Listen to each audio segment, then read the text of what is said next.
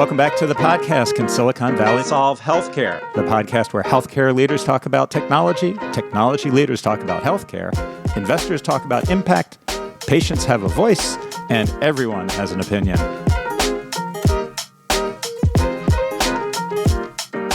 Hey, welcome back to another episode of Can Silicon Valley Solve Healthcare? Wait, that's not the name of the podcast. It's Can Silicon Valley Save Healthcare? Well, we changed the name. Instead of continuing with a second podcast offering called Solve, we thought we'd combine the two and just have one offering on YouTube for everybody to come and hear about the intersection of healthcare, healthcare technology, investing in the whole ecosystem around entrepreneurs and startups in the healthcare technology space. Today, we're really excited to have Jason Moore and Haley Devlin from DNA Partners. Guys, welcome. Thank you for having us. Thanks, Adam. Pleasure to be here. This is a first. This is the first tandem interview we've done on Can Silicon Valley Solve Healthcare. Cool. So let's just jump into it. Jason, introduce yourself to the Can Silicon Valley Solve Healthcare audience. Tell us a little bit about your background, your career arc, and what you're doing today. Yeah, my name's Jason Moore. I'm a two-time co-founder of technology companies, software as a service companies. The first time we actually started our first software as a service company, that term hadn't been coined yet, web-based applications or active server pages. So did that for about 10 years. And then post that company, had moved to Nashville and started the most recent company, Stratasan, which is a healthcare data analytics company based here in Nashville, Tennessee. We ran that company for almost 12 years. And in August of 2022, we were acquired by a private equity-backed company and a strategic. And then you moved on, and you and Haley together formed DNA Partners. That's right. Awesome. Haley, how about you? Well, I'm Haley Devlin. I am originally from El Paso, Texas, graduated from UT Austin, and since then have bounced around to several awesome major cities. I spent some time in Seattle, New York City, and have been in Nashville for almost 15 years now. So wow. My career has spanned industries. It has spanned company sizes. My first job out of school was at Microsoft, and then I'm now part of a two-person startup. So it's run the gamut.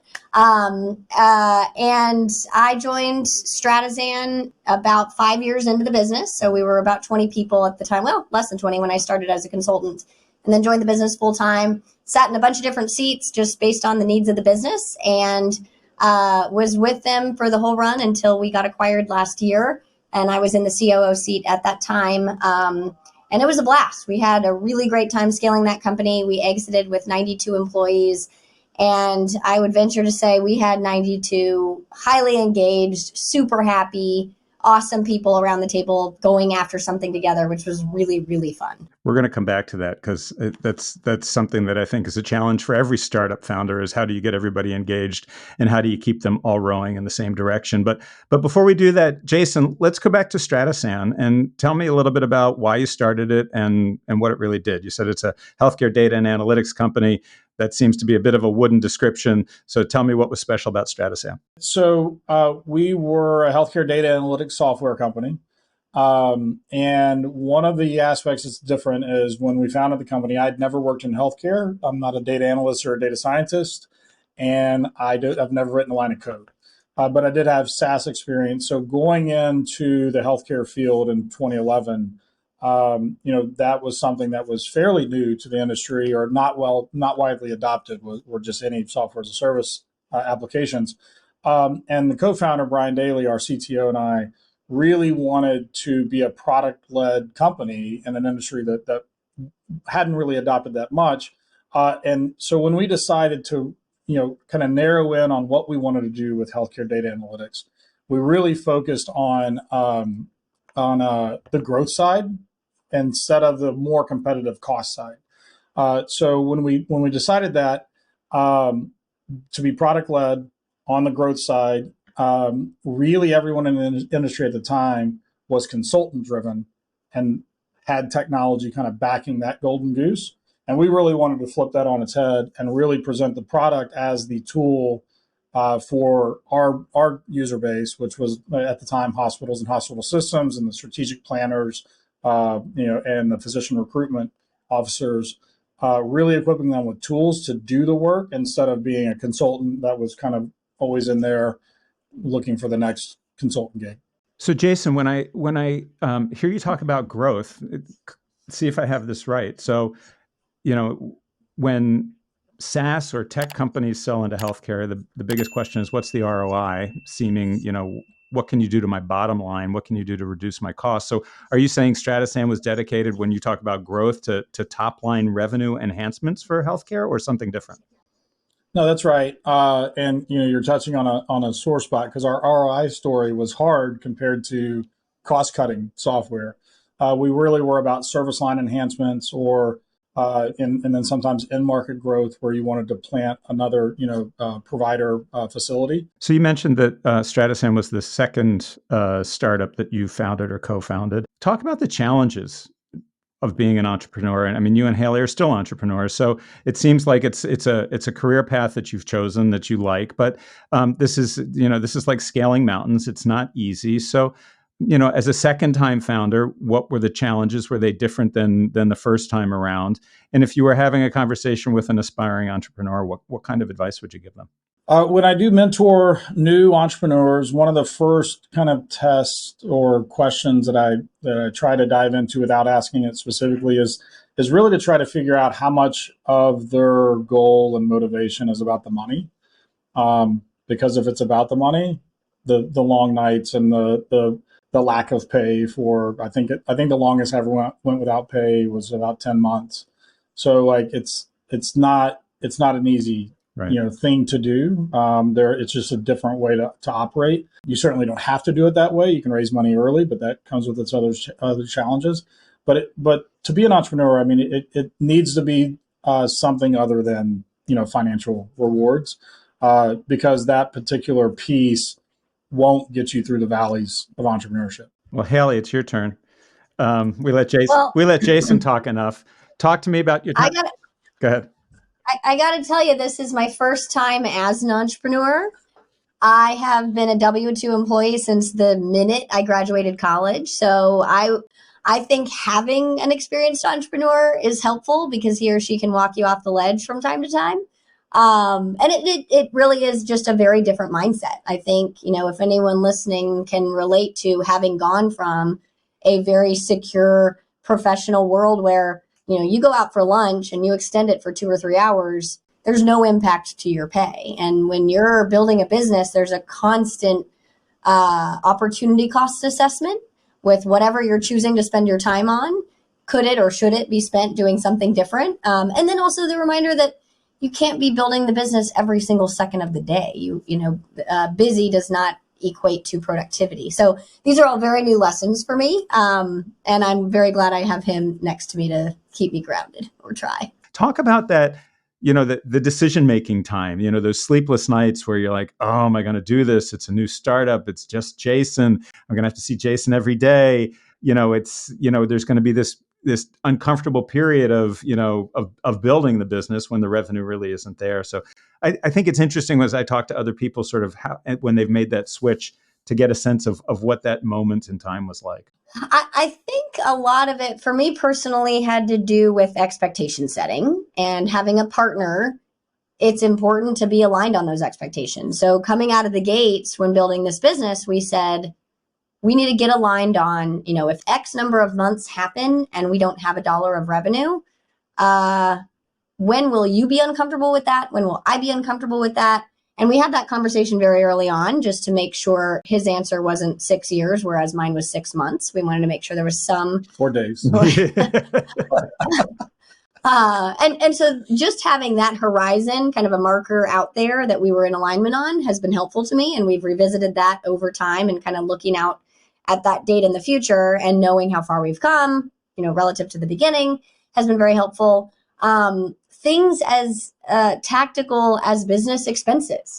I've had a corporate credit card for many of years. I've just not cared what I'm, not really cared. I was never irresponsible, but I certainly wasn't counting pennies like we are today, where every little expenditure is, getting added to my Google Drive receipts folder. So that the decision making on things like that, I'm much more discerning about than I ever have been in the past. And to be fair, if I were experiencing this the first time today, Haley's married with 2 children. I'm married with 5 children. When I went 10 months without a paycheck, I was pre-marriage, pre-children, and I was able to wait tables 4 to 6 nights a week to actually like have income to pay the bills, to get up in the morning and make cold calls for this company that we were trying to we didn't know at all what we were doing at the time, but we were we fell into school districts and we were calling school districts and like literally cold calling people.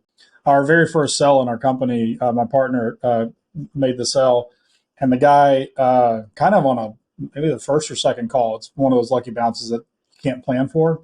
The guy says, well, hey, let me get a PO, let me get a PO and I'll send it over to you. And Pat put him on hold and said, hey, what's a PO? And my other partner, John, he was like, it's pretty, get a number. So Pat takes him off hold. He goes, hey, can I get a number? He goes, oh, I'm going to have to actually have the office generate that.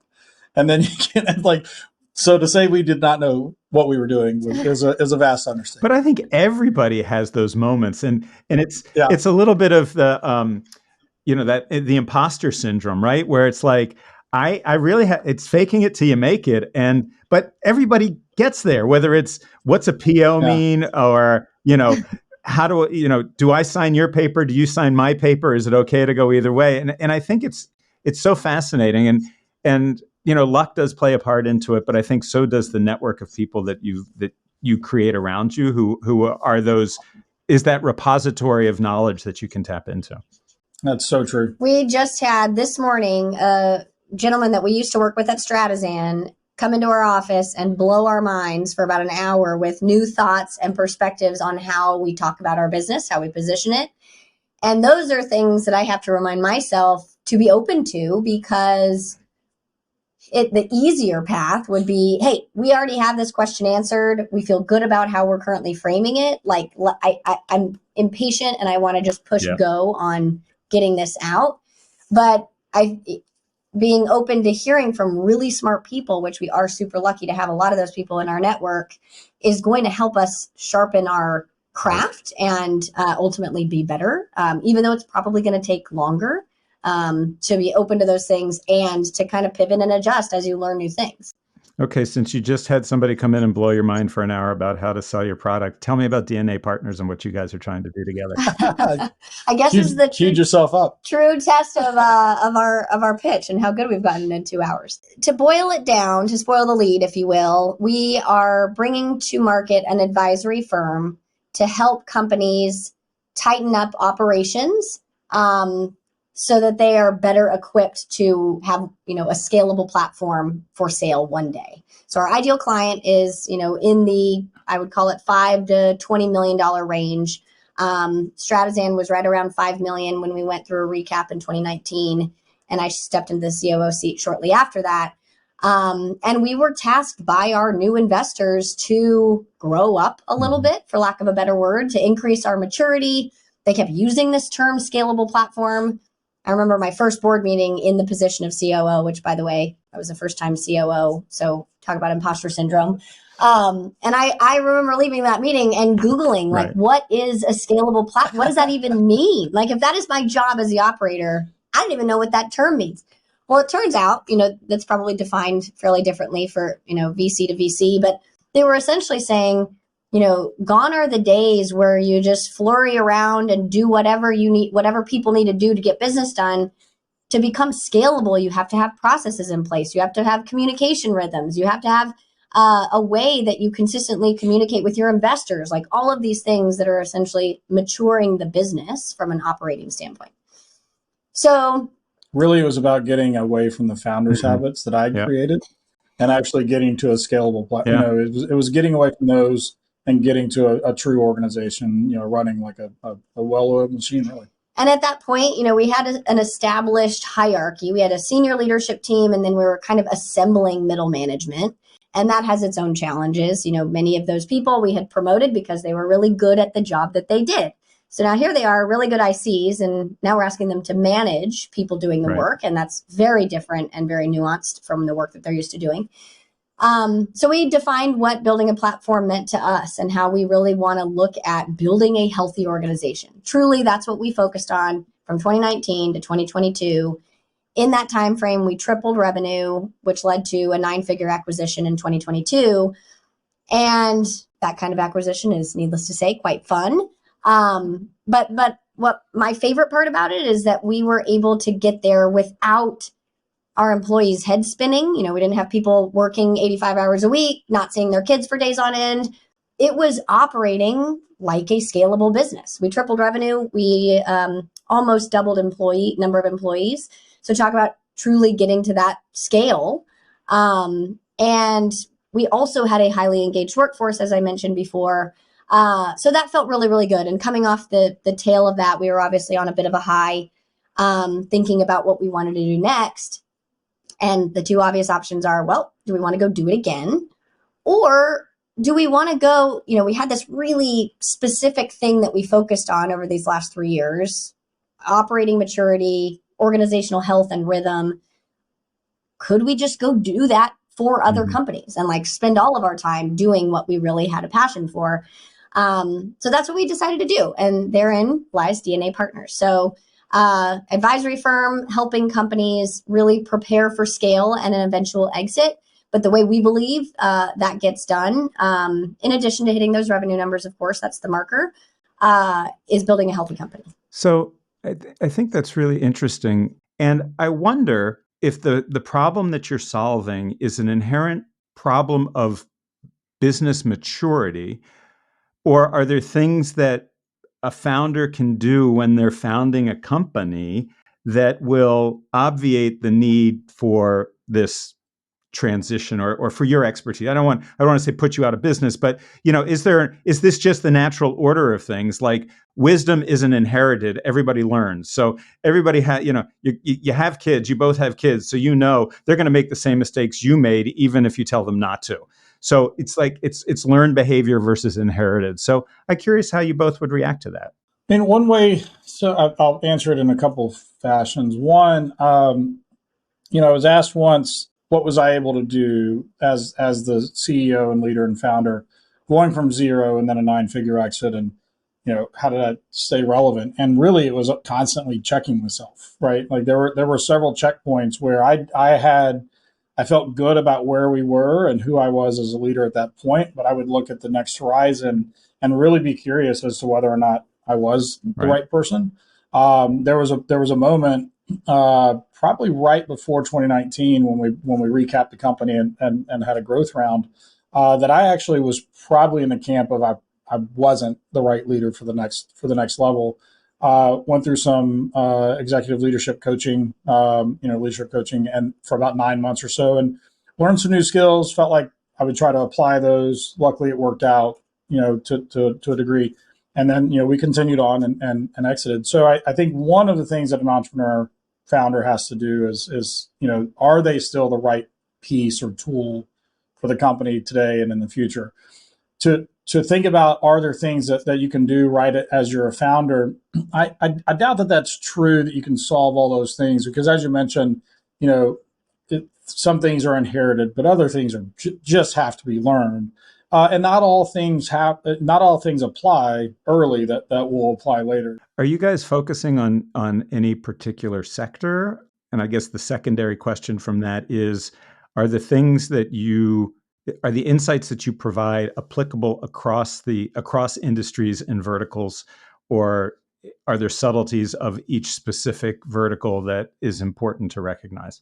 To think of it, we're fairly industry agnostic. I think it's most applicable for probably recurring revenue companies, which is likely software or technology. But that we have a few clients that are not that.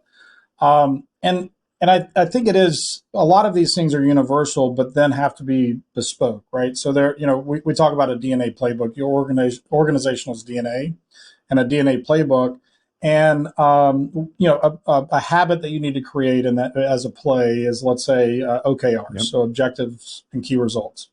That's one habit. That's a really good one. But the way that Stratasan or DNA Partners implements and executes on OKRs is different than the way Scalable will, right? It's there's a framework there, but it's bespoke to, to that particular organization because of your leadership, because of your revenue, because of your industry, because of your sales cycle, because of all those things, so there's a nuanced nature. And I think that's that kind of like there's core truths, but then there has to be flexibility in that to make it effective for any particular org and for any particular team.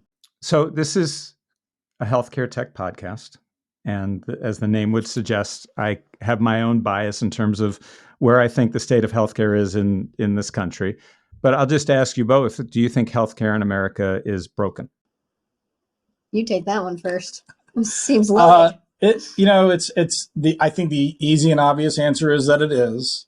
And it's kind of indisputable that it is broken in many, many areas. But there's also a lot of good being done and a lot of progress being done. So as a whole, the system has a long way to go. I think, if you think about it from a technology standpoint or a software company standpoint, there's a lot of tech debt in the healthcare system. Right. And tech debt's hard and expensive to get out of, right? It takes a long time, takes a lot of focused energy.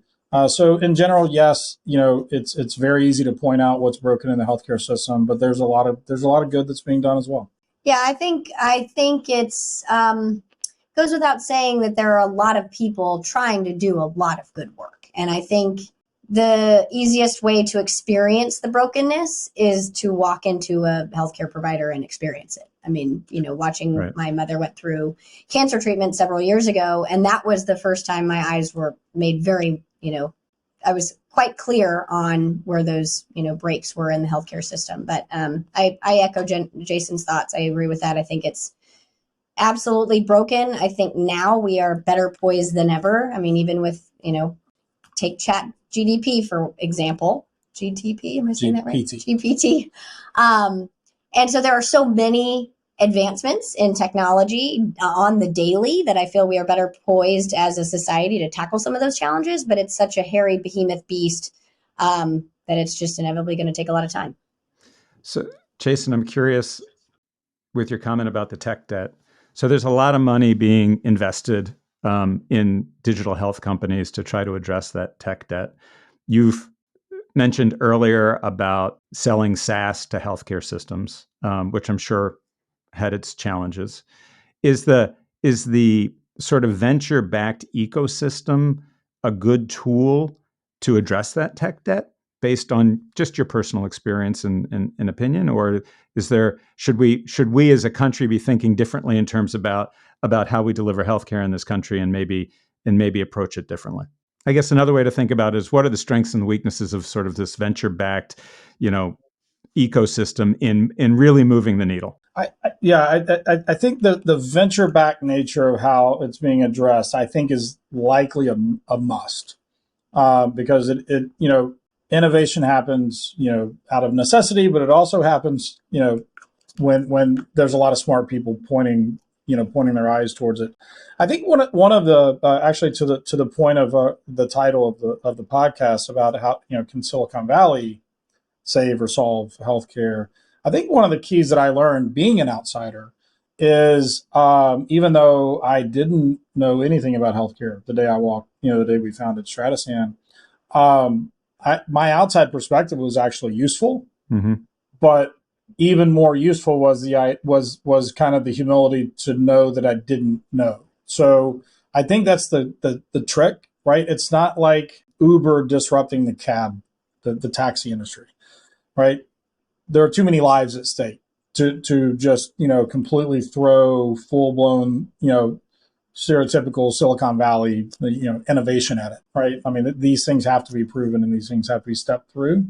But I do think the outside perspective is a key to kind of, remedying some of the woes right. of the past.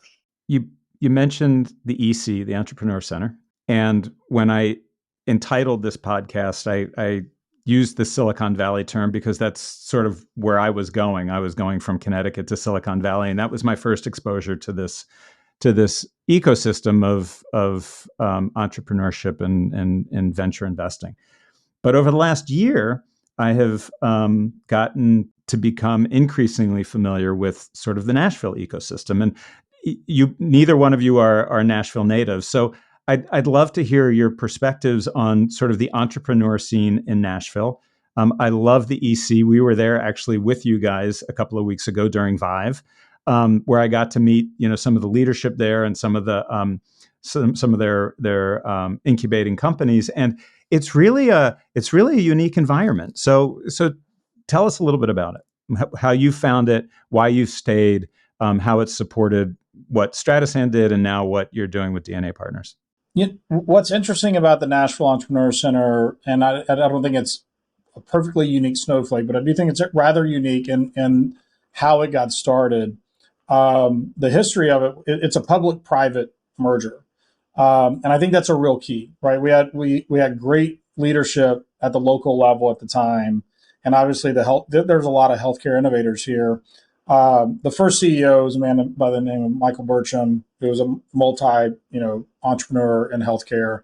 Also, was at HCA and spent a lot of time inside, and then also brought an outsider perspective. So he was the perfect first CEO for the Nashville Entrepreneur Center. And he was also, he had the connections and the ability to speak to the public sector to get them, excited about it as well. So I think without the public and private sector kind of coalition there, it wouldn't be here. I'm fairly confident of that, or at least to the successful degree that it is.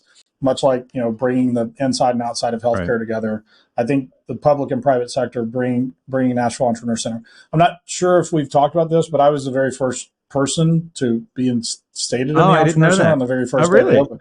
Yeah. So September 1st of 2010, I moved in the Entrepreneur Center. I had met Michael Burcham the night before. I knew that he was going to be at this event, so I kind of weaseled my way into this event, introduced myself, said I was thinking about starting this company. I said I've heard about what you're doing at the Entrepreneur Center. Would love to come in and talk to you. He goes, "That'd be great. Would you like to come in and pitch?" And I said, "Absolutely." And he said, "How about tomorrow at 8?" And this was like at 10 o'clock, right? 10 o'clock at night. And I said, "Sounds great." I stayed up. I didn't have a pitch deck. I stayed up all night making this pitch deck, showed up at 7:45, walk in. He sits down with the then COO, Sam Lingo. I pitch, felt good. I'm very tired, but felt good about it. Michael looks at me, he said, "Jason, I think you're onto something. I really like you." That's the worst pitch I've ever heard. As proof, now he said, "Okay, today it's not the worst pitch he's heard," but at that day, It was. Well, you were the first, so it could have gone either way. I was the person that broke the 4-minute mile. It's been crushed since then, but as proof of how bad this pitch was, and that I obviously was doing it on no sleep, my org chart that I was trying to represent how Stratasan was going was a pie chart. So just let that sit on the audience. Back to what's a purchase order. What's the first? Yeah. So anyway, his next statement was more important, which was, "Jason, if we're going to be good at what we have positioned ourselves as being good at, you're the exact type of entrepreneur we want to help." Because at that time, the motto of the Entrepreneur Center was "Build your investable story." And I spent the next 9 months in the Entrepreneur Center, Brian and I did, and working with Michael and his very, very small team at the time. There weren't cohorts and there weren't programs. We were kind of the guinea pigs working together.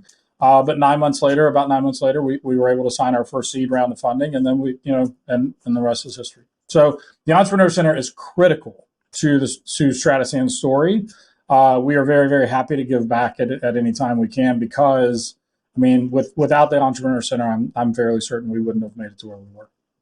Outside of the public-private partnership, are there other things within the Nashville environment or community that facilitated that to happening? Because from my perspective, it seems like, of course, it's open and welcoming, but it seems like people are willing to your experience, open themselves up for not just mentorship, but real guidance and support, even if we happen to be working at crossroads to one another, or in competing companies, or LifePoint versus HCA versus CHS or whatever it may be. But there's just sort of this openness for looking for smart people who have good ideas and then just trying to help incubate those good ideas. Is that an accurate reflection? It's an extremely accurate reflection. And Nashville is a really, really fabulous city for connectivity. As you mentioned, Haley and I both are outsiders. And I was even outside of Nashville and outside of healthcare. And I remember back in 2009, 2010, when I first started trying to feel my way around the healthcare industry, it was amazing the number of people that were these were fairly high level people at fairly, well-known companies that were just willing to have coffee or willing to meet in their office.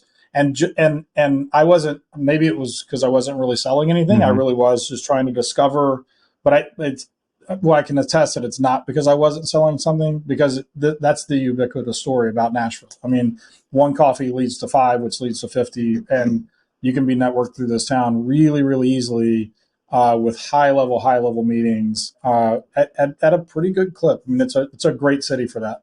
And we've seen that just in, building our new business this go round. Like we already had a fabulous network. I've kind of latched onto Jason's wagon on that one. But every conversation we have, people are open to introducing us to other people. And I will say a learning for me in this process has been on the venture capital side of the house in Nashville. There's a lot of great funds here, and they are all incredibly collaborative. Like they seem to all have this mentality of a rising tide lifts all boats. And obviously there are a finite number of companies out there.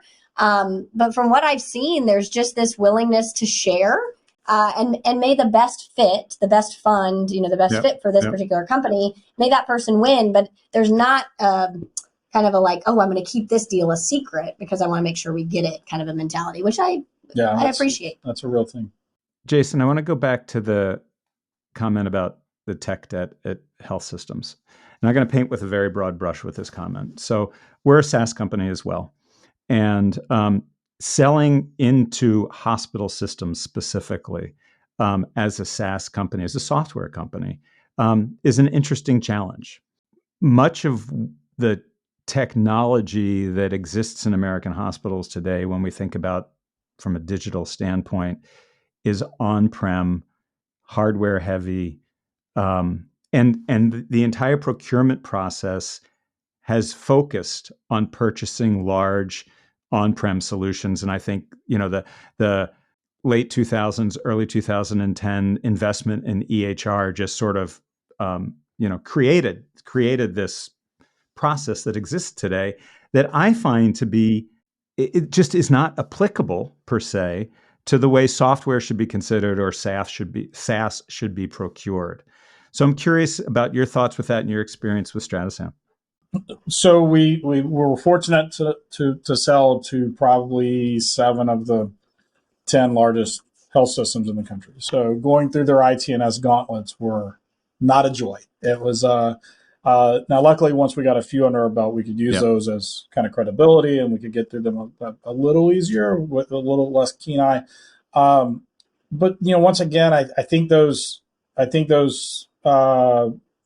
safety nets are there for a reason. And it was a very, very, very good reason when they were implemented. And I think what you're kind of alluding to is how can we start easing back off of that without, disrupting patient care, right? That's the real balance. And over the 11 or 12 years that we had Stratasan, we definitely saw an evolution, right? There, now, and we lived a little bit outside of this, Adam, because we were on that growth side. We were not directly into patient care, so I can't speak to that as much because we were allowed to be on AWS from the very, very beginning, right? We were allowed to be not bleeding edge technology, but certainly leading technology. So we didn't have as many hardships as I think some of the companies that you're referring to do. And I would have to admit that I'm not an expert enough to say it's time to switch, right? Or what level, if we were at 0 in 2010 and we think we need to be at 100 when we're done, do we need to be at 20 now, or do we need to be at 80, whatever it may be? It really is that balance to how do we not disrupt patient care while innovating patient care. Right. And like getting back and forth on that is a real challenge. And I think that's where that insider outsider perspective can best be each other's, ally. Well said. Well, we're going to leave it there. Jason Moore, Haley Devlin, DNA Partners, thank you so much for being on the podcast. I really enjoyed this, and we'll have you back sometime soon, I hope. Thanks so much, Adam. Thanks, Adam. Really enjoyed it. Take care.